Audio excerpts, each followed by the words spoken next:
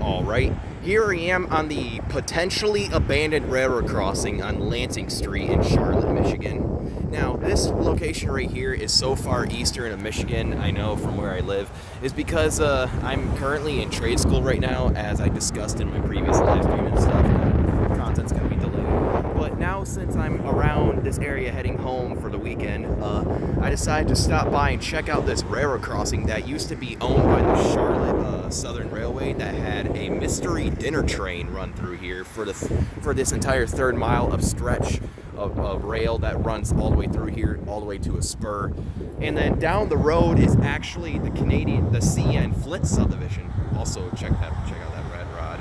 So yeah, so down the road is a CN Flint subdivision, which is surprising because I didn't know the Flint sub runs this far east, and this track all connects to it. So maybe it's abandoned, maybe it's not. I'm gonna take a guess and say it's abandoned because you can see how overgrown the tracks are and how rusty they are as well.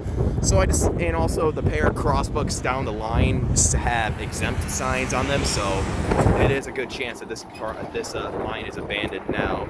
But yeah, I decided to tour one of the railroad crossings. You guys can comment below and tell me whether or not I should tour more of their crossings. But yeah, for now, I'm gonna go ahead and tour the Lansing Street crossing in Charlotte. So let's go ahead and get with the tour. So right here for the first signal, this has a Premier Products cantilever. And here's the emergency information and the dot tag, and the dot number is 543707E, as you can see, owned by the Charlotte Southern. And for the lights, for the mast lights, this has two pairs of SafeTrend 12 by 24 inch incandescent lights. As you can see, it's the older style with the Hawker and Siddeley logos on the side of them, stamped right into them. And the overhead lights, I think, are two more pairs of SafeTrend 12 by 24 inch incandescent lights. Yep. And the bell, for the bell, it's either a General Signals Type 2 or an NEG bell. I think it's an NEG or a SafeTrend Type 2 electronic bell, judging from the color of it. But yeah, it's a rather basic setup, but you know, it's still interesting to see, you know, what kind of track condition this line is in. Anyway, but yeah, with that toured out, let's go ahead and go on to the second signal. Alright, so here's the second signal, which is pretty similar to the first. So this signal also has another Premier Products cantilever. This one seems to be in slightly better condition than the other one. And here's the emergency information and the dot tag again. And also, one thing I should point out is how different the stop on red signal sign looks like. Looks like they just, you know, grabbed a blank template kind of sign and just slapped it on. Kind of looks cool. This would be kind of considered extremely rare in like other states, because in Michigan, by law, it is required for each railroad here to slap on stop on red signal signs on each of their railroad crossings, which I guess is pretty neat. But yeah, with that said, and the overhead and the mast lights are two more pairs of SafeTrend 12 by 24 inch incandescent lights, and I think the back ones are LED. Well, the back ones look LED, like the ones that CN would use on the Flint sub and some other areas too.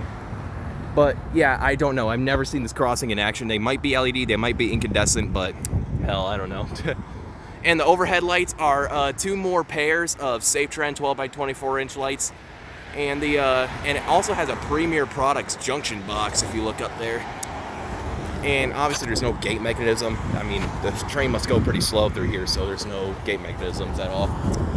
And the bell on this one is a SafeTrend mechanical bell. Looks to be in pretty good shape too.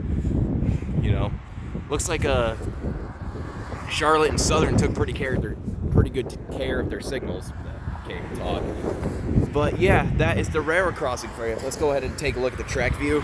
Down there is heading towards this CN Flint sub, where, you know, this track connects to the other track. Like there's a crossing down the road that's owned by the CN Flint sub, but it has, you know, the same old basic LED and the electronic bell setup. I mean, hell, you guys can suggest to me whether or not I should tour those crossings too, but for now, this is right here, you know, all it has. Probably another crossing is down here, you know, with more cool equipment and whatnot.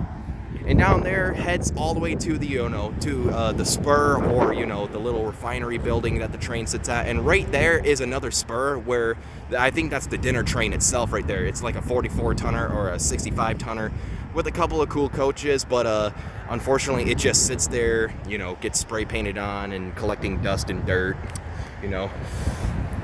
But yeah, that's all as far as I know. Has 3 coaches. That's where the dinner train currently sits. I'm not sure if they're ever going to run it again, but maybe, maybe not. Who knows? I don't know much about this line, but I thought it'd be cool to tour this crossing owned by the old line. But yeah, this right here was the Lansing Street Railroad Crossing in Charlotte, Michigan, owned by the Charlotte and Southern dinner train short line, 1/3 of a mile of track. That'd be cool. Comment below if you guys want me to tour more of their crossings, because I haven't really checked out many of them other than this one. But yeah, over and out.